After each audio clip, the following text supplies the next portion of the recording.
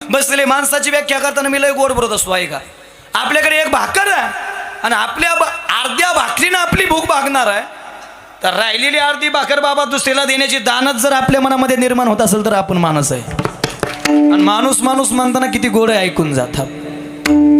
किसी के काम जो आए उसे इंसान कहते हैं, पराया दर्द जो अपनाए उसे इंसान कहते हैं. ये दुनिया उलझन है, कई धोखा कई ठोकर, कोई जीता है हंस हंस के, कोई जीता है रो कर.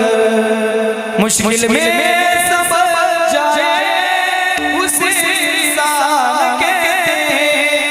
पराया दर्द जो अपनाए उसे इंसान कहते हैं. जो दुसऱ्याचं दुःख जाणतो त्याला माणूस म्हणतात.